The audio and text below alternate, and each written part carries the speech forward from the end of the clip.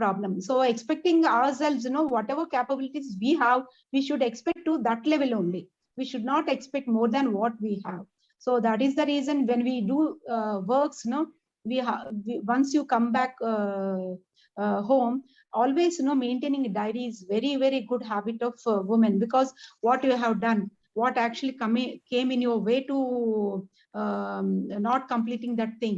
So these are things, maybe initially you may have to write in a diary, but later on, after doing this exercise, minimum 11 days or 21 days, it become habit. The brain register this mechanism automatically. It only tells you you are going beyond your capabilities, or you have capabilities, you can go ahead, like that.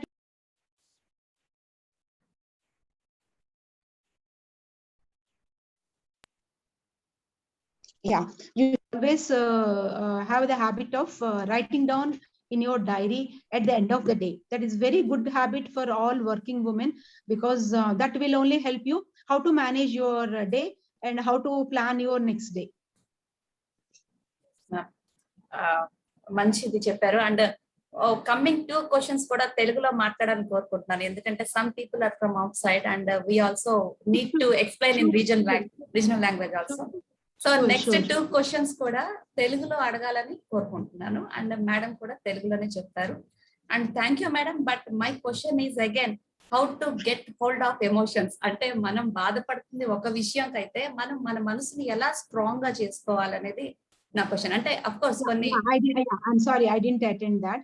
Yeah, మనకి బాధ అనేది వస్తుంది, దాన్ని ఎట్లాగా emotion మనము control చేసుకోవాలి. So here మన బాధ గురించి మనం తెలుసుకోవాలి అంటే ఫస్ట్ థింగ్ ఏంటంటే, మనం సపోజ్ మీకు ఒక టేబుల్ లాగా ఒకటి చెప్తాను. ఫస్ట్ ఏంటంటే, మనకి ఒక ఈవెంట్ ఉంటుంది. ఆ ఈవెంట్ తర్వాత మనకి ఒక బాధ కలుగుతుంది. సో అదేంటంటే, బాధ అన్నది ఫీలింగ్. సో మనకి బాధ ఈ రకంగా, బాధ ఫీలింగ్ అన్నది ఏ రకంగానే ఉంటుంది. సో మనకి ఏ రకంగా బాధ కలిగిందో అన్నది మన ఫీలింగ్ మనం రాసుకుంటాము. దాని పక్కన ఏంటంటే, దానికి రిలేటెడ్ గా మన బిహేవియర్ ఉంటుంది. ఆ బిహేవియర్ ఏంటంటే మన ప్రవర్తన మనం పక్కనే రాసుకుంటాము. సో ఇది అయిపోయాక మనం ఎట్లా ఎండ్ అయింది ఆ ఈవెంట్. సో ఇప్పుడు మనం నేచురల్ గా మనం అనుకుంటుంది ఏంటంటే, ఇప్పుడు suppose some x and y, like Lakshmi or Radha, whatever. So ఈ లక్ష్మి వల్లే నాకు ఈ బాధ కలిగింది. మనం we always point out some person. But here మనం అర్థం చేసుకోవాల్సింది ఏంటంటే, మనకి బాధ కలిగినా, దుఃఖం కలిగినా, కష్టం కలిగినా, ఏది కలిగినా అది మనిషి వల్ల అవుతుందని ఏమీ లేదు అక్కడ. మనకి బాధ కలిగింది అంటే మన feelings, they tell me actually our feelings ఎక్కడి నుంచి వస్తాయి మనకి భావనలు, ఎక్కడి నుంచి వస్తాయి మనకి భావనలు చెప్పండి. మనసు, బై హార్ట్. ఇంకా బై సిచ్యుయేషన్స్. ఇంకా మీరే కాదు, ఎవరన్నా మాట్లాడొచ్చు. Yeah, okay. మనకి భావనలు ఎక్కడి నుంచి వస్తాయండి? మనకి ఆ ఫీలింగ్స్ ఎక్కడి నుంచి వస్తాయి? Expectations, imaginations. సో మనకి ఫీలింగ్స్ అన్నవి అందరూ తెలుసుకోవాల్సింది ఏంటంటే, ఫీలింగ్స్ థాట్స్ నుంచి వస్తాయి. ఓకే, సో మనం సపోజ్ లక్ష్మి వల్ల నాకు వచ్చింది బాధ అని చెప్పి మనం లక్ష్మిని తిట్టుకోవడం వల్ల, ఇప్పటికే లక్ష్మి పేరు వాడుతున్నానండి ఇక్కడ, I'm not pointing out anybody. లక్ష్మిని మనం తిట్టుకోవడం కన్నా మనకి ఏంటంటే ఆలోచన ఎందుకు వస్తుంది, ఆ అమ్మాయితో మనకి 2-3 ఇన్సిడెంట్స్ బాగా మనకి ఇబ్బంది కలిగించాయి అనుకోండి. సో 4వ ఇన్సిడెంట్స్ కూడా ఇబ్బంది కలిగిస్తే లక్ష్మి వల్లే నాకు అయ్యింది అని అనుకుంటాం. అక్కడ మనకి లక్ష్మి వల్ల అవడం కాదు, లక్ష్మి మాట తీరు వల్లనే అవ్వచ్చు, లక్ష్మి ప్రవర్తించిన విధానం వల్లనే అవ్వచ్చు, లక్ష్మి అనేటప్పటికే మనకు వచ్చే ఆలోచన వల్లనే అవ్వచ్చు. సో అక్కడ మనం గ్రహించవలసింది ఏంటంటే, మనకు కలిగిన emotions are very important to understand feelings.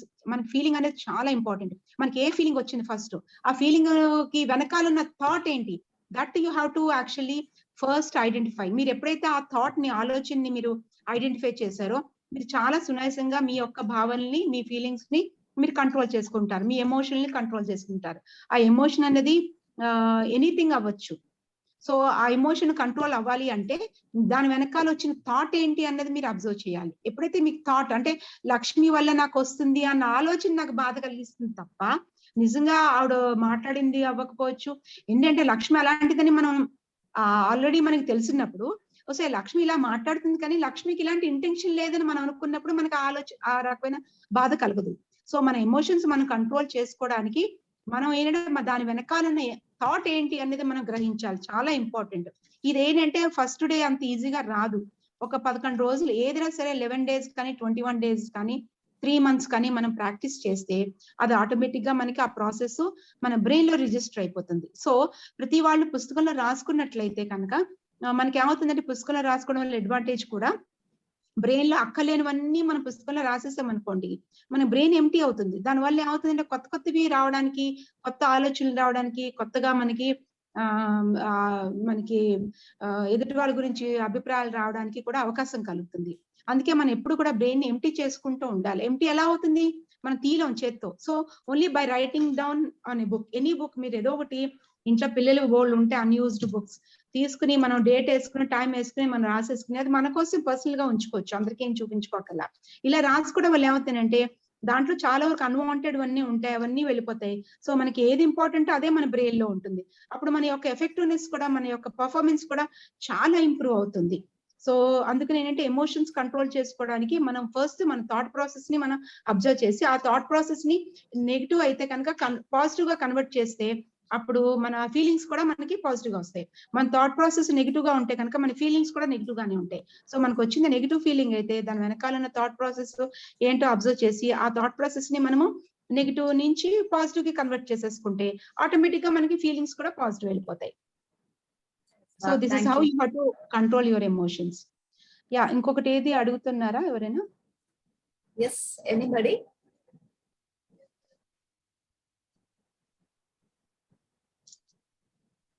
తెలుగులో ఏదైనా అడిగారా? ఎవరు అడగలేదు మేడం, నేను తెలుగులో అడగమని చెప్పాను అంతే. ఎస్, స్ట్రెస్ మేనేజ్మెంట్ కోసం ఎవరైనా అడగండి. భారతి గారు అడగండి, సునీత గారు అడగండి, కృష్ణవేణి గారు మీరు కూడా అడగండి. 2 or 3 questions more. Hello madam నుంచి అడగడానికి ఏమీ లేవు, ఆల్రెడీ మేడం గురించి అందుకని కామ్ గా ఉంటున్నా. హలో మేడం, చెప్పండి Bharati garu. I'm doctor Bharati, I'm a dentist అండి. Okay okay. And job stress ఎలాగా మనం మేనేజ్ చేయొచ్చు madam? Job stress and normal గా ఎగ్జామ్స్ వల్ల స్ట్రెస్, జాబ్ స్ట్రెస్ మనం ఎలా మేనేజ్ చేయొచ్చు? అంటే స్ట్రెస్ అన్నది ఎక్కడ వస్తుందంటే ఒత్తిడి అన్నది చెప్పాను కదా, మన స్టాండర్డ్ మనం పెట్టుకున్న స్టాండర్డ్ కన్నా హైగా మనము ఎక్స్పెక్ట్ చేసినప్పుడు మనకి ఒత్తిడి అనేది వస్తుంది. సో ఒత్తిడి తగ్గించుకోవాలి అంటే మన స్టాండర్డ్ ఒక పాయింట్ 1 స్టాండర్డ్ తగ్గించుకోవాలి. ఒకటి, ఎగ్జామ్స్ లో స్ట్రెస్ అంటే ఎగ్జామ్స్ లో ఏంటవుతుందంటే మనకి సరైన ప్లానింగ్ లేకపోతే, పిల్లలు అయినా పెద్దవాళ్ళు అయినా సరే డే 1 నుంచి ఒక సిస్టమాటిక్ గా ఒక టైం టేబుల్ రాసుకుని మనము ప్రొసీడ్ అయినట్లయితే కనుక మనం చేయగలిగితే చేయిస్తాం, చేయలేకపోయినా పర్వాలేదు, కానీ టైం టేబుల్ రాయడం, నెక్స్ట్ డేకి ఏంటి చేయాలి, టు డూ థింగ్స్ రాసుకోవడము, అది మనం రాత్రి ఎంతవరకు చేసాము, ఎంత ఇంకా ఉంది, ఇట్లాగా మనం టైం టేబుల్ అనేది త్రూ అవుట్ మన జాబ్ లోనైనా అవ్వచ్చు, ఎగ్జామ్స్ లో అయినా అవ్వచ్చు, స్టూడెంట్ అయినా అవ్వచ్చు, వర్కింగ్ పర్సన్ అయినా అవ్వచ్చు, మనం మెయింటైన్ చేసుకున్నట్లయితే కనుక మనం ఎక్కడ 1 వీక్ మీరు టైం టేబుల్ రాసుకుంటే మీ యొక్క ఫ్లాస్, మీకు ఏంటంటే ఎక్కడ వీక్నెసెస్ ఉన్నాయి, ఎక్కడ స్ట్రెంగ్స్ ఉన్నాయని మీకే తెలిసిపోతుంది.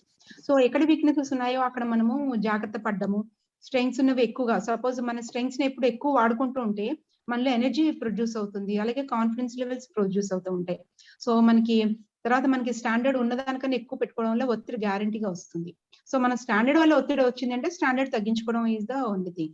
రెండోది ఫిజికల్ ఎక్సర్సైజ్. బాడీకి ఏంటంటే మనకి టాక్సిన్స్ బాగా పైలప్ అయిపోతాయి బ్రెయిన్ లో, బికాస్ మనకి ఏంటంటే ఎన్నో రకాలు చేస్తూ ఉంటాము, సరైన ఎక్సర్సైజ్ చేయము. So physical compulsory till you die you have to do exercise. అదే ఏ ఎక్సర్సైజ్ అనేది డిపెండింగ్ ఆన్ యువర్ ఏజ్. ఇప్పుడు యంగ్ ఏజ్ లో బిలో 40 ఉంటే శుభ్రంగా పరిగెత్తచ్చు. అంటే అన్నిటికీ జిమ్లు ఇవే పెట్టుకోవాలి అంటే వాటికి అన్ని టైమింగ్స్ ఉంటాయి, మనకి అన్ని దానికి ఒక సెటప్ ఉంటుంది, ఇవన్నీ ఉంటాయి. చేయగలిగితే చేయొచ్చు, యోగా చేయొచ్చు, జిమ్కి వెళ్ళొచ్చు, ఒక గేమ్ ఆడొచ్చు, షటిల్ ఇలాంటివి ఆడుకోవచ్చు, ఏవైనా చేసుకోవచ్చు. సో ఇవన్నీ కూడా మనము చేయడం వల్ల ఏమవుతుందంటే మనలో పైలప్ అయిపోయిన టాక్సిన్స్ అన్ని బయటకు వస్తాయి. సో దీని వల్ల కూడా మనకి ఒత్తిడి తగ్గే ఛాన్సెస్ ఉంటుంది. మెయిన్ థింగ్ ఏంటంటే మన టాక్సిన్స్ 5 రకాలుగా మనకి బయటకు వెళ్తాయి బాడీ నుంచి, ఇది అందరికీ తెలిసిందే. ఒకటి ఏంటంటే మన వాటర్ ఎక్కువ తాగడం వల్ల యూరిన్ తో బయటకు వెళ్తాయి, స్వెట్ వల్ల బయటకు వెళ్తాయి, అట్లాగే వాటర్ ఎక్కువ తాగాలి. తర్వాత మనకి ఆక్సిజన్ సప్లై కంపల్సరీగా. మనం ఏంటంటే ఏసీలో ఎక్కువ కూర్చుని, అఫ్ కోర్స్ ఏసీలో ఆక్సిజన్ ఉంటుంది, బట్ ఏంటంటే ఫ్రెష్ ఎయిర్ లో ఎక్కువగా మనము ఉన్నట్లయితే కనుక ఆక్సిజన్ ఉన్న చోట మనకి ఆక్సిజన్ వల్ల కూడా ఒత్తిడి తగ్గడానికి ఛాన్సెస్ ఉంటాయి. సో దీనికి అందుకే మార్నింగ్ వాక్, ఈవినింగ్ వాక్ ఇలాంటివి కంపల్సరీ. తర్వాత రెండోది మనం తీసుకునే డైట్ కొంచెం ఫైబర్ ఉన్నది తీసుకున్నట్లయితే కనుక టాక్సిన్స్ కూడా బయటకి మనకి మోషన్ లో వెళ్ళిపోవడం జరుగుతుంది. ఇట్లాగే మనకి బ్రీదింగ్ వల్ల కూడా టాక్సిన్స్ బయటకు వెళ్తాయి. అందుకే బ్రీదింగ్ ఎక్సర్సైజెస్ ఏ ఏజ్ లో అయినా సరే కంపల్సరీ అని చెప్తారు. సో బ్రీదింగ్ ఎక్సర్సైజెస్ కంపల్సరీగా చేసుకోవాలి, ఫిజికల్ ఎక్సర్సైజ్ కంపల్సరీగా చూసుకోవాలి. మన గురించి మనం ఏంటంటే మనకి ఇప్పుడు మన ఉమెన్ కి ప్రాబ్లం ఏంటంటే ఒత్తిడి, మనకి ఎక్స్పెక్టేషన్స్ కొన్ని ఉంటాయి, మనకి ఆస్పిరేషన్స్ కొన్ని ఉంటాయి, డిజైర్స్ కొన్ని ఉంటాయి, కానీ మనం చేసేదేమో డిఫరెంట్ గా ఉంటుంది. దాని వల్ల ఏమవుతుందంటే మనకి చాలా ఒత్తిడి వచ్చేస్తుంది. సో అందుకనే you have to do what ever you like అండి. ఎవ్రీ డే మీ టైం టేబుల్ లో మీకు ఇష్టమైంది 1 గంట ఉండాలి. అది ఏంటి అనేది యూ చూస్. ఇప్పుడు సపోజ్ నాకు సర్వీస్ అంటే ఎగ్జాంపుల్ చెప్తున్నాను, I like service, so I do lot of free service. నాకు రోజుకి 1 గంట నేను ఫ్రీ సర్వీస్ అనేది కంపల్సరీగా చేస్తాను. So because I feel good. So that is the reason I make sure that I do free service every day for at least minimum 1 hour. So అట్లాగా మనకి each person కి డిఫరెంట్ గా ఉంటుంది. ఒకరికి మ్యూజిక్ ఇష్టం ఉండొచ్చు, మ్యూజిక్ పార్టిసిపేట్ చేయొచ్చు, లేకపోతే ఫ్రెండ్స్ సరదా ఉండొచ్చు, ఫ్రెండ్స్ షాపింగ్ సరదా ఉండొచ్చు, షాపింగ్ వెళ్ళొచ్చు. ఇప్పుడు షాపింగ్ వెళ్ళేంత మాత్రం ప్రతిసారి కొనేయక్కర్లేదు కదా, విండో షాపింగ్ చేయొచ్చు. సో మనం we have to do it అండి. ఎవ్రీడే మనం చేయగలిగితే at least once A week we have to do it. So మీకు ఏంటి ఇష్టమో మీరు అబ్జర్వ్ చేసుకుని మీకు ఇష్టమైనవి మీరు అంటే ఇప్పుడు ఫ్యామిలీ వచ్చాక family is very important, no doubt in it. But at the same time you're also important. మీరు హెల్దీగా ఉంటేనే కదా మన ఫ్యామిలీ హెల్దీగా ఉంటుంది. So first you have to take care of yourself. మన ఇంట్రెస్ట్ ఏంటో మనము కొంత టైం కేటాయించి మనం ఎప్పుడైతే చేసుకున్నామో ఆటోమేటిక్ గా మనకి చాలా మంది చాలా సెల్ఫిష్ గా ఉంటారు. వాళ్ళని చూస్తే చూడండి, వాళ్ళు అన్ని ప్రోగ్రెస్ అయిపోతున్నట్టే కనిపిస్తుంది. Because they are very selfish and self centred. వాళ్ళ గురించి వాళ్ళు చూసుకుంటూ ఉంటారు. అలా కంప్లీట్ గా ఉండమని నేను చెప్పను, but we have to give equally important to our self. That is very important. So ఒత్తిడి వస్తుందంటే ఒత్తిడికి కారణం ఏంటని ఫస్ట్ అబ్జర్వ్ చేసి అది మనం ఎట్లా వర్కౌట్ చేసుకోవాలి. బికాస్ ఒత్తిడి అనేది ఈచ్ పర్సన్ కి మారిపోతూ ఉంటుంది, అది అందరికీ ఒకలా ఉండదు, కారణాలు కూడా ఒకలా ఉండవు. సో మనకి ఏం కారణం వల్ల వస్తుంది అలా ప్రతి వాళ్ళు, స్టూడెంట్ అయితే స్టూడెంట్, వర్కింగ్ ఉమెన్ అయితే వర్కింగ్ ఉమెన్, మనం చూసుకుని దాన్ని మనం బ్యాలెన్స్ చేసుకుని ఇంట్లో ఫ్యామిలీ మెంబర్స్ కూడా అర్థం చేసుకోకపోతే స్లోగా ఒక రోజు వాళ్ళు అర్థం చేసుకోరు, కానీ వాళ్ళు అర్థం చేసుకునేటట్టు మనం ఎట్లా వాళ్ళకి చెప్తే అర్థం అవుతుందా అన్న కమ్యూనికేషన్ మనమే అడాప్ట్ చేసుకుని వాళ్ళకి కమ్యూనికేట్ చేసి వాళ్ళని ఒప్పించి కన్విన్స్ చేసి మనం ముందుకెళ్ళడం వల్ల అడ్వాంటేజెస్ మోర్. వాళ్ళని పట్టించుకోండి ఇగ్నోర్ చేసి మనం ముందుకెళ్ళడం వల్ల మనకి అడ్వాంటేజెస్ అంత ఉండవు. So always give importance to everybody, give importance to yourself also. That is very important. Okay ma'am, thank you so much. Sharvani ma'am, కరెక్టే మీరు చెప్పింది. వాళ్ళని బిలీవ్ చేస్తూ మన ఇంట్లో పనులు చేసుకుంటూ రిమైనింగ్ మనకంటూ ఒక టైం ఏర్పరచుకుని మనం అందులో సెల్ఫ్ సాటిస్ఫై అవుతున్నప్పుడు కూడా వాళ్ళు ఎంకరేజ్ చేయకపోతే మనం ఎలా హౌ విల్ ఇట్ క్రాస్? మీరు వాళ్ళు ఎంకరేజ్ చేయాలని చెప్పి ఎందుకు ఎక్స్పెక్ట్ చేస్తున్నారు? సో వాళ్ళు ఎంకరేజ్ చేస్తేనే మీకు ఇది జరుగుతుంది అన్నది కరెక్ట్ కాదు. అది బికాస్ మీకు అది ఇంపార్టెంట్ అన్నప్పుడు మీరు చేసుకుంటారు. ఎదుటి వాళ్ళు ఇందాక చెప్పాను కదా, ఎదుటి వాళ్ళు ఎప్రిషియేట్ చేసినా ఎంకరేజ్ చేసినా చేయకపోయినా we have to encourage our self. మన self encouragement, self appreciation, self praise చాలా ఇంపార్టెంట్. ఇది మనకి మీరే కాదండి, ఉమెన్ అయినా మెన్ అయినా దిస్ ఇస్ వెరీ ఇంపార్టెంట్. కరెక్టే మ్యామ్. వాళ్ళు ఎంకరేజ్ చేయాలని కోరుకోవడం కరెక్ట్ కాదు. అది కోరుకోకూడదు. వాళ్ళు ఎంకరేజ్ చేయమని నేను కోరుకోవట్లా, కానీ అట్ ద సేమ్ టైం వాళ్ళు మనం బ్లేమ్ చేయకుండా ఉండడానికి మనం ఎలా వీటిని క్రాస్ చేయాలి? అది మనిషి యొక్క పర్సనాలిటీ. ఇప్పుడు వాళ్ళు ఒకళ్ళు బ్లేమ్ చేస్తున్నారంటే అది వాళ్ళ పర్సనాలిటీ కరెక్ట్ పర్సనాలిటీ కాదు. అది సో ఎలాగా అది వాళ్ళు బ్లేమ్ చేస్తున్న వాళ్ళని మార్చడం అంటే, వాళ్ళు మీరు మానేస్తే వాళ్ళు బ్లేమ్ చేయడం మానేస్తారు. మీరు మానేయగలరా? అలాగా మానలేరు. మానితే మీకు ఇబ్బంది కలుస్తుంది. అందుకని ఏంటంటే వాళ్ళు బ్లేమ్ చేశారు అంటే దానికి తగ్గ కమ్యూనికేషన్. ఇప్పుడు ఓకే, నన్ను నిందించారు, నిందనగా తీసుకోకూడదు. ఓ మీకు అలా అనిపిస్తోందా, నేను అలా చేస్తే నన్ను అనిపిస్తోందా అని మీరు తిరిగి అదే టైంలో మీరు ఆయన్ని ప్రశ్న వేశారనుకోండి, సపోజ్ మీ హస్బెండ్ ని, వెంటనే ఏంటి నేను అంటుంది నాకే తిరిగి కొడుతోంది అని ఆయనకి వెళ్తుంది. ఎప్పుడైతే సో మన కమ్యూనికేషన్ ఎట్లా ఇంప్రూవ్ చేసుకోవాలంటే, వాళ్ళు బ్లేమ్ చేస్తే మనం రియాక్ట్ అవ్వకూడదు. రియాక్ట్ అవ్వకుండా, అహో మీకు అలాగా, నేను అలా చేసానని మీకు అనిపిస్తోందా, నేను అలా చేసినట్టు మీకు కనిపిస్తోందా, అది కాదే నేను ఇలా చేశానే, నేను ఇలా చేసినట్టు మీకు అలా కనిపించాలంటే నేను ఏం చేయాలి అని తిరిగి ఆయనే ప్రశ్న వేశారనుకోండి, ఇంకా దిమ్మ తిరిగిపోతుంది, ఇంకేం మాట్లాడు. సో మన కమ్యూనికేషన్ ఏంటంటే ఆయనకి అర్థమయ్యేటట్టు ఆయన అంటే ఆయన చేసిన తప్పు ఆయనకి రియలైజ్ అవ్వాలి. అక్కడ ఇది ఇంపార్టెంట్. ఎవరైనా తప్పు చేస్తే ఆ తప్పు వాళ్ళకి రియలైజ్ అయ్యేటట్టు మనం వర్డ్స్ వెతుక్కోవాలి. అది అంత ఈజీగా రాదు. మనకి ఏ రోజు ఆ రోజు మన నోట్స్ లో రాసుకుంటుంటే కొన్ని రోజులకి మనం ఆ పదాలని మనం సమకూర్చుకోవాలి, మనమే చేసుకోవాలి. హార్డ్ వర్క్ అంతా మనమే చేసుకోవాలి. సో సమకూర్చుకుని మనం కొన్ని 5-6 స్టేట్మెంట్, మనకి హస్బెండ్ ఎలా మాట్లాడతాడో తెలియదా, 5-6 స్టేట్మెంట్స్ మనం రాసుకుని బైహార్ట్ చేయాలి ఇనిషియల్ గా. సో బైహార్ట్ చేస్తే ఆయన అన్న వెంటనే మనం ఇది రెస్పాండ్ అయిపోతాం. ఎప్పుడైతే మనకి బైహార్ట్ అయిపోయిందో తప్పక ఎప్పుడైతే రెస్పాండ్ అయ్యామో వాళ్ళు ఆటోమేటిక్ గా తగ్గిపోతారు. సో ఇక్కడ ఎదుటి వాళ్ళ బిహేవియర్ మనం మార్చాలి అనుకుంటే, వాళ్ళది మారాలి అంటే మనం ఏం చేయాలి అన్న బిహేవియర్ మనం ముందే అడాప్ట్ చేసుకోవాలి. అప్పుడే వాళ్ళు మారగలుగుతారు. తర్వాత కొన్ని ఏంటంటే కొన్ని మారవండి. ఆ మారని వాటికి మనం అంత ఇంపార్టెన్స్ ఇచ్చి మన టైం వేస్ట్ చేసుకుని మన ఎనర్జీ చేసుకోవడం కూడా వేస్ట్. సో అందుకని ఏంటంటే మారని వాటిని మనం యాక్సెప్ట్ చేసేసేయాలి. మారే వాటిని మనం మార్చడానికి మన యొక్క యుక్తిని, మన యొక్క శక్తిని అన్ని వాడుకుని మనం నెగ్గుకుని రావాలి. Every minute we have to be in the situation. In case మనం కామ్గా ఉన్నప్పటికీ okay you are right, but అన్ని అరేంజ్ చేస్తున్నాం కదా, ఓకే అలాగే ఉంటాం. కానీ అలా అన్నా కూడా వాళ్ళు అక్కడ ఈగో దెబ్బతిన్నప్పుడు మనం ఎలాగా రియాక్ట్ అవ్వాలి? అంత మనం కామ్గా వాళ్ళకి అడ్జస్ట్ అయినప్పుడు కూడా ఈగో దెబ్బతిందని మనం అనుకుంటున్నామా, వాళ్ళు అంటున్నారా? ఇక్కడ ఏంటంటే మనం కూడా మన వైపు నుంచి కూడా కొన్ని ఫాల్ట్స్ ఉంటాయి. ఇప్పుడు మన ఈగో అని అనుకుంటున్నాం, ఎగ్గో దెబ్బతిందని మనం అనుకుంటున్నాం. అది నిజంగా ఆయన అనుకున్నారా, మనం అనుకుంటున్నామా? ఇది మనం అనుకున్నట్టే మనం అనుకోవడం కరెక్ట్ కాదు. అర్థమైంది? ఆయన అనుకున్నారనుకోండి, ఈగో పర్సన్ ని, ఇప్పుడు ఈగో పర్సన్ ఈగో చూపిస్తారండి. బికాస్ ఆయన హీ బోర్న్ లైక్ దట్. ఆయనకి ఈగో చూపించడం వచ్చు, అంతకన్నా రాదు. ఎందుకంటే ఆయన పుట్టుకతో వచ్చిన క్వాలిటీస్ అవి. సో ఆ ఈగో మనిషికి ఏంటంటే ఈగో చూపిస్తాడని మనకు తెలుసు కదా, అందుకు మనం ఏం చేస్తే అతను ఈగో చూపిస్తాడో మనకు ముందే తెలుసు. కాబట్టి అట్లాంటివి ఆయన దృష్టిలోకి పడకుండా మనం మేనేజ్ చేసుకోవడం మనమే చూసుకోవాలి.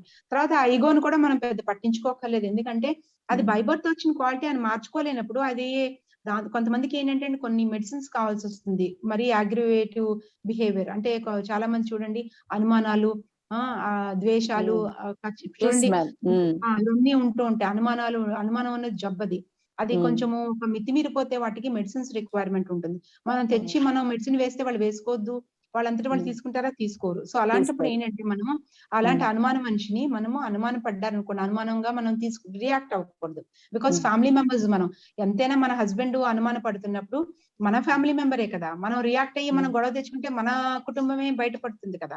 సో అందుకని ఏంటంటే మనం రియాక్ట్ అవ్వడం మనం కంట్రోల్ చేసుకోవాలి. దానికి ఏంటంటే మీరు ఏ రకంగా కంట్రోల్ చేసుకోగలరు, మీకు కూడా కొంతవరకే శక్తి ఉంటుంది, మీకు ఎంతవరకు క్యాపబిలిటీస్ ఉన్నాయి, ఏ రకంగా ఏం చేసుకోగలరు అని మీరు చూసుకోవాలి. సో ఇవన్నీ కూడా పేపర్ మీద రాసుకోవడం వల్ల మీరు ఏమి చేయగలరు, ఏమి చేయలేరు మీకు ఐడియా వస్తుంది. అట్లాగే ఆయన ప్రవర్తన ఏంటి, ఆయన యొక్క యాటిట్యూడ్ ఏంటి, ఆయన యొక్క పర్సనాలిటీ ఏంటి, ఆయన బిహేవియర్ ఏంటి, ఇవన్నీ కూడా మీరు రాసుకోవడం వల్ల మీరు ఆ బిహేవియర్ ని ఎట్లాగా, ఇవంతా ఏంటంటే మనం కొంచెం జాగ్రత్తగా ఎప్పటికప్పుడు ఏ రోజు సిచ్యుయేషన్స్, ఏ రోజు రియాక్షన్స్ మన నోట్బుక్ లో రాసిస్తే ఒక 1 నెల రోజులు రాయండి, మీకు ఆ పర్సన్ ఏమిటో పూర్తిగా అర్థమైపోతాడు. సో హ్యాపీగా ఆయన అంతా మీ కంట్రోల్లో ఉంటారు, మీకు తెలియకుండా ఆయన మీరు ఈజీగా కంట్రోల్ చేసేస్తారు. సో రాకపోతే తెలియదు. లేదు మ్యామ్, అంటే ఇప్పుడు ఎలాగంటే ఇప్పుడు ఫర్ ఎగ్జాంపుల్ నాకు మ్యూజిక్ ఇంట్రెస్ట్ అనుకోండి, లేదు ఏదైనా కొత్తవి నేర్చుకోవడం నాకు ఇంట్రెస్ట్, లాంగ్వేజెస్.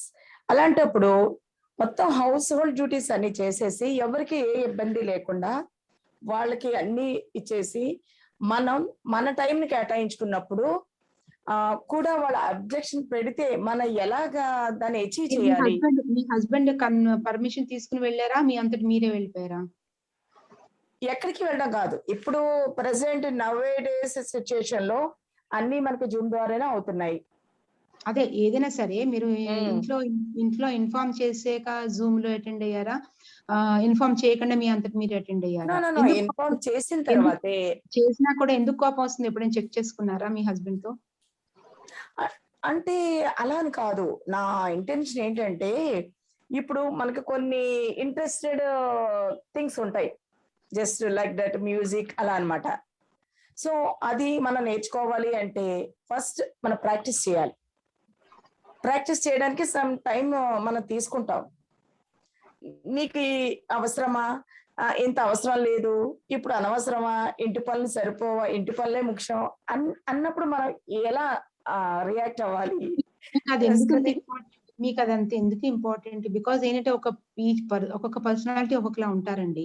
ఇప్పుడు కొంతమందికి ఏంటంటే కొత్త కొత్తవి నేర్చుకొని సరదా ఉంటుంది. సో Yes, వాళ్ళకి ma'am. ఏంటంటే ఉన్న వాటికి సరిపోవు, ఇంకా నేర్చుకోవాలని అది ఒక పర్సనాలిటీ. సో మీరు ఆ పర్సనాలిటీ అయింది అనుకోండి సపోజ్, మీకు కొత్తవి నేర్చుకుంటే మీకు హుషారుగా ఉంటుంది, సరదాగా ఉంటుంది. సో కానీ చూసే వాళ్ళకి ఏంటంటే అది అవసరం లేదనిపిస్తుంది, కరెక్టే. కానీ ఏంటంటే అది మీకు ఇలా చేస్తేనే మీకు రోజు గడుస్తుంది, అలా చేయకపోతే మీకు గడవదు. ఆయనకి ఏంటంటే ఇవన్నీ విసుగ్గా అనిపిస్తుంది. ఇప్పుడు మా హస్బెండ్ కి ఏంటంటే భార్య అనేటప్పటికి వాళ్ళకి కొన్ని ఎక్స్పెక్టేషన్స్ ఉంటాయి. కొంతమంది Correct. హస్బెండ్స్ కి ఏంటంటే భార్య వాళ్ళు వచ్చేటప్పటికి పూర్తిగా ఏం చేస్తున్నా అన్ని మానేసి వాళ్ళకే సేవ చేస్తూ కూర్చొని కొంతమంది ఉంటారు. సో అలాగా మీ హస్బెండ్ ఎట్లాంటి పర్సన్ మీరు ఐడెంటిఫై చేసి ఆయనకి మీట్ అవుతూ అట్ ద సేమ్ చెప్పాను కదా గివ్ అండ్ టేక్ అని, ఆయనకి Yes. మీట్ అవడమే కాకుండా ఆయన మీకు అయ్యేటట్టు మీ మాట తీరుతోనూ, మీ శక్తి సామర్థ్యాలతోనూ, మీ యుక్తితోనూ మీరు వాళ్ళని మార్చుకునేటట్టు, కన్విన్స్ చేసేటట్టు చేసుకునేదంతా మీ మీద, మీ తెలివితేటల మీద ఆధారపడి ఉంటుంది. సో ఎందుకంటే మనం వాళ్ళు హ్యాపీగా లేకపోతే మనం ఇప్పుడు ఎంత ప్రైమ్ మినిస్టర్ అవని ఇంట్లో నసు ఉంటే ప్రైమ్ మినిస్టర్ అయినా సరే అక్కడికి వెళ్ళి ఎంత బాగా చేసినా సరే ఏదో ఒకటి తప్పు చేస్తారు. సో అందుకనేంటి అందరికీ కూడా ఫ్యామిలీ, అందుకే ఫస్ట్ ఏంటి ఫ్యామిలీ కన్వీనియన్స్ లేకుండా, వాళ్ళ యొక్క కన్సెంట్ లేకుండా, వాళ్ళ యొక్క కంఫర్ట్ ఇది లేకుండా మనం ఎప్పుడైతే అంటే వాళ్ళకి అది అర్థం అవ్వాలి. నాకు అన్ని చేసి మీరు చెప్తున్నారు అన్ని చేసి వెళ్తున్నాయని, అది వాళ్ళకి తెలియాలి. నేను అన్ని చేసి కూడా తను చేస్తోంది అన్న జ్ఞానం వాళ్ళకి రావాలి. అది రావాలి అంటే వాళ్ళు ఏం చేస్తే ఏదవుతుందా అన్నది మీరు చూడాలి. సపోజ్ ఏంటంటే చిన్నప్పుడు మేము పిల్లలకి ఎలాగా ట్రైనింగ్ ఇస్తామంటే, బిహేవియర్ సరిగ్గా లేనప్పుడు సపోజ్ షూస్ వచ్చిన వెంటనే కింద మీద పడేసి వెళ్ళిపోతూ ఉంటారు పిల్లలు స్కూల్ వచ్చిన వెంటనే. యూనిఫామ్ ఏమో పడేసి పోతుంటారు, స్కూల్ బ్యాగులు పడేసి పోతారు. ఇట్లా పడేసి పోయినప్పుడు వాటిని తీసుకెళ్లి ఎక్కడో ఒకటి కనిపించకుండా ఓ రోజు పడేసాం అనుకోండి, మన్నాడు చచ్చినట్టు వెతుక్కుంటారా? సో అట్లాగే మన హస్బెండ్ కూడా మన్ని అస్తమాను ఇలా అన్ని చేసినా కూడా ఇలా మన్ని అంటున్నారు అనుకోండి, మనం కొన్ని రోజులు ఏమి చేయకుండా, ఎగ్జాంపుల్ చెప్తున్నా, ఇది చేయమని కాదు, ఇలా మనం ఏమి చేయకుండా కూర్చున్నాం అనుకోండి, అప్పుడు వాళ్ళకి డిఫరెన్స్ తెలుస్తుంది. ఏంటంటే నువ్వు చేసినా కూడా చేయలేదు అంటున్నావు, సో నేను చేయను అని చెప్పి 4 రోజులు మనం చేయకుండా కూర్చుంటే వాళ్ళకి దాంట్లో కష్టం తెలుస్తుంది కదా. సో నువ్వు ఇలా అంటున్నావు కాబట్టి నేను 4 రోజులు చేయలేదు, దా డిఫరెన్స్ నువ్వు చూసావు కదా. సో నేను అన్ని చేసినప్పుడు నేను అటెండ్ అవుతున్నాను, నీది నా పర్సనాలిటీ, నా ఇంట్రెస్ట్ ఇది, నిన్ను బాధ పెట్టట్లేదు, నిన్నేమి కష్టపెట్టట్లేదు, నీకేం డబ్బు ఖర్చు పెట్టట్లేదు. నేను ఇంట్లో కూర్చుని ఏదో జూమ్ మీటింగ్ లో నా దీంట్లో, ఇప్పుడు సెల్ ఫోన్ అన్నది మనం రీఛార్జ్ చేసాక మళ్ళీ నెల వరకు ఎలాగైనా వాడుకోవచ్చు, మనకేం డబ్బులు జూమ్ లో పార్టిసిపేట్ చేసినంత మాత్రం మనకి సెల్ డబ్బులే. సో అందుకని అలా ఎక్స్ప్లెయిన్ చేయాలి వాళ్ళకి, నేనే సెల్ నేను రీఛార్జ్ చేస్తున్నాను తప్ప దాంట్లో నేనేం ఎక్స్ట్రా జూమ్ లో పార్టిసిపేట్ చేసినంత నేను ఎక్కువ స్పెండ్ చేయట్లా. ఈ టైం నేను బెటర్ గా కొత్తది నేర్చుకుంటున్నాను. ఐ వాంట్, ఇప్పుడు అందరూ షాపింగ్ తగలేదు సార్, నువ్వు ఇద్దంటావు అయితే నాకు ₹1,00,000 ₹1,000 నాకు, నేను షాపింగ్ చేసుకుంటాను.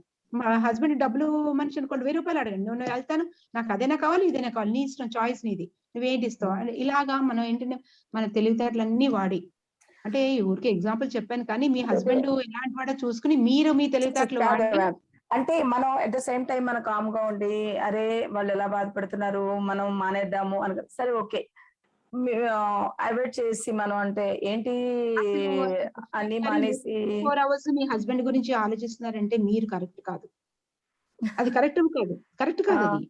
మనం అలా ఎలా అవాయిడ్ చేయగలం మ్యామ్?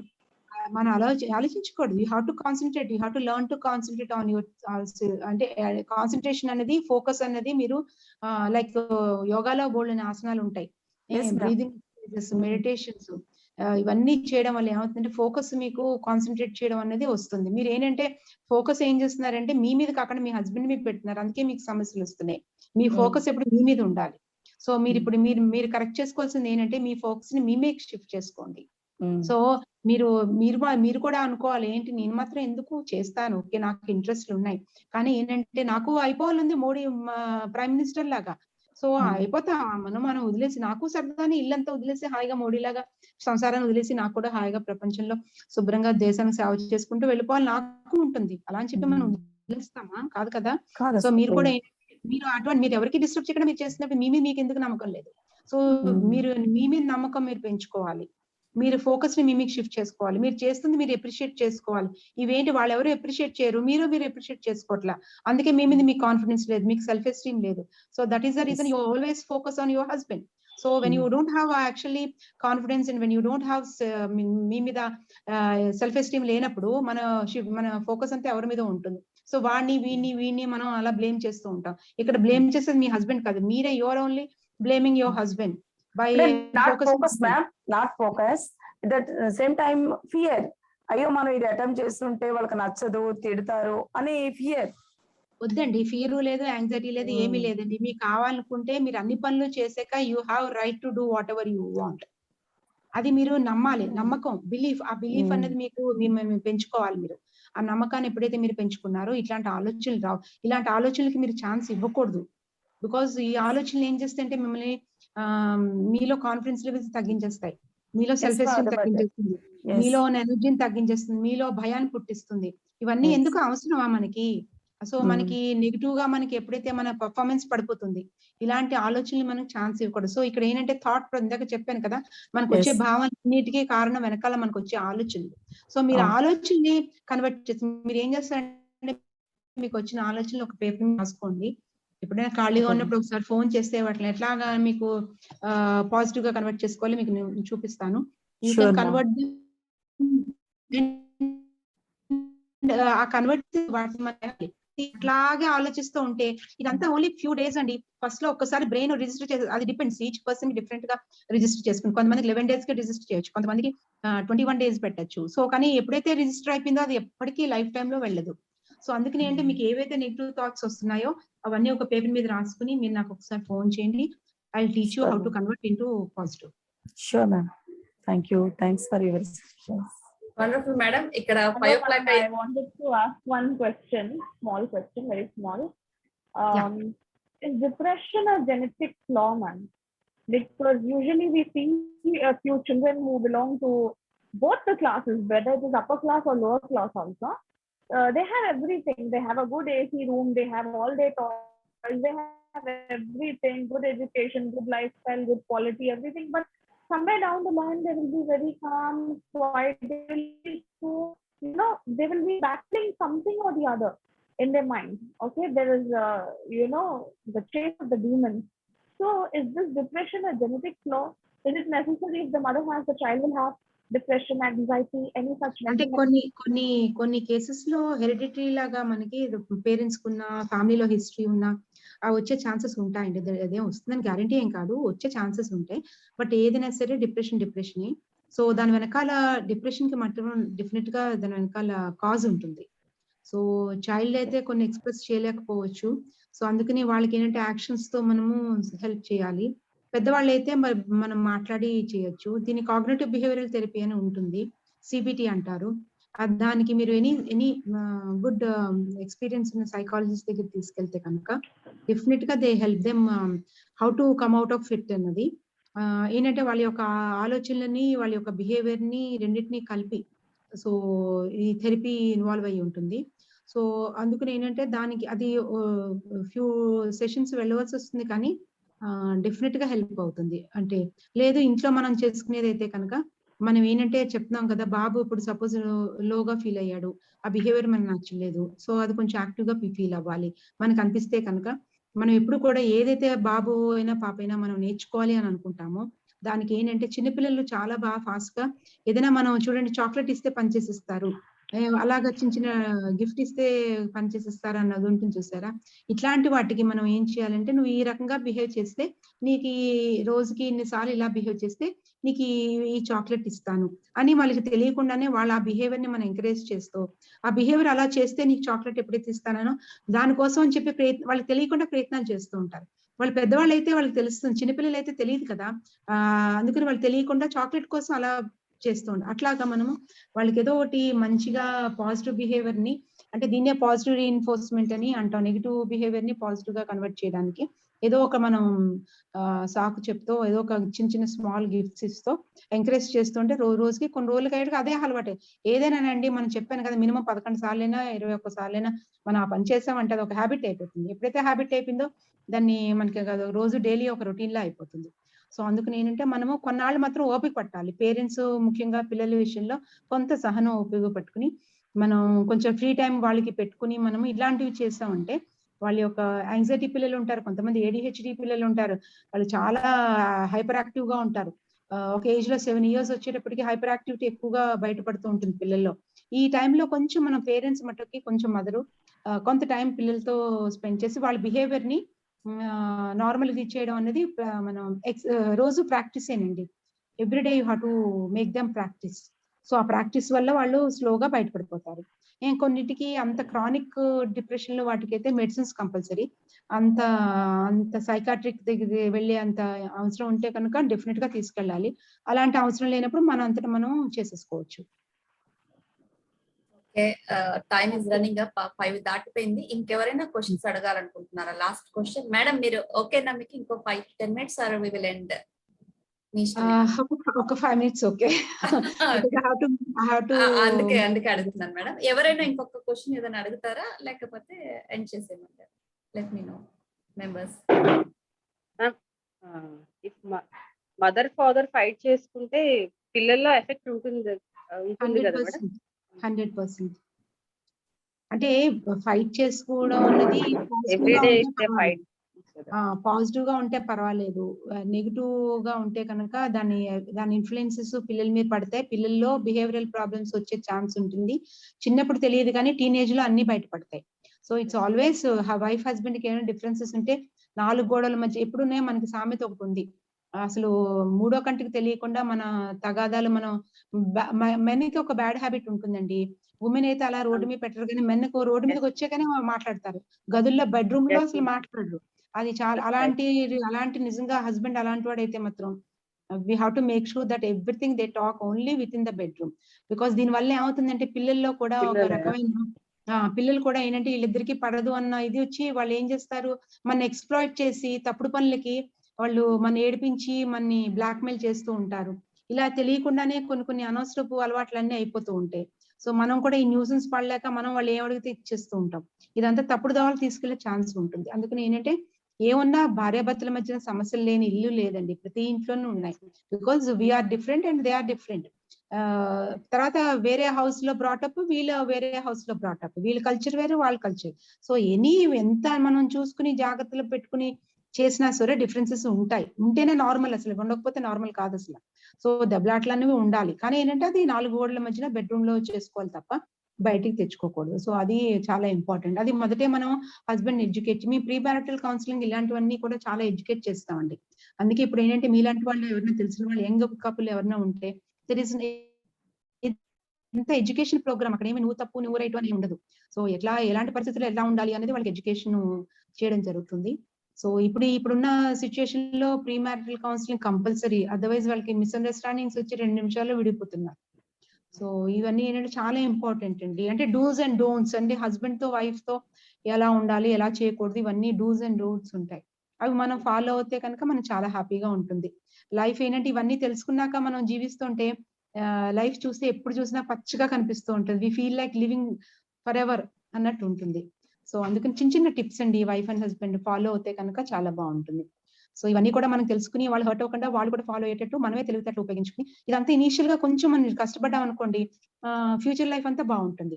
మనం ఏంటంటే ఎంతసేపు మొగుడికి తిండి పెట్టడానికి ఇన్ని రకాల ఐటమ్లు చేద్దామా, లేకపోతే ఆయనకి ఇన్ని సేవలు చేద్దామా, మన ఫోకస్ అంతా దాని మీద పెడతాము. దాని మీద కన్నా రిలేషన్ మీద మనం ముందు కొంత టైం పెడితే కనుక మనందరికీ బాగుంటుంది. అందరూ చేసే మిస్టేకేనండి. ఇప్పుడు నేను ఈ రోజు ఇలా మాట్లాడుతున్నాను కానీ నేను ఆ ఏజ్ లో అలాంటి మిస్టేక్లు చాలా చేశాను. అంటే మనకి ఒక 40 years దగ్గరకు వచ్చిన తర్వాత చాలా వరకు కూల్ అయిపోతాం మేడం. ఎక్స్పీరియన్స్ తో కొన్ని తెలుసుకుంటాం. కానీ ఇప్పుడు నేను యాక్చువల్లీ గ్రో అయింది నాకు after I just studied psychology and కానీ మీరు అన్నట్టు కూడా ఇప్పుడు యూత్ అందరికి బిఫోర్ మ్యారేజ్ ఒకసారి కౌన్సిలింగ్ ఇప్పించి పెళ్లి చేస్తే చాలా మంచిది. చాలా మంచిది. అసలు నేను government register marriage register act కింద రిజిస్టర్ చేస్తున్నారు కదా మ్యారేజెస్, వాళ్ళు కంపల్సరీగా 2 ఫ్యామిలీని కూర్చోబెట్టి అది మ్యాండేటరీ చేయండి అని చెప్పి రోజు ఉత్తరాలు రాస్తాను. ఎందుకంటే బికాజ్ మనం కొన్ని చెప్పుకోలేం, మనం ఒకరికొకరు చెప్పుకోలేం. సో అందుకనే అసలు కంపల్సరీ చేసేయాలి కొన్ని విషయాలు. Thank you so much, ma'am. I think time is running out.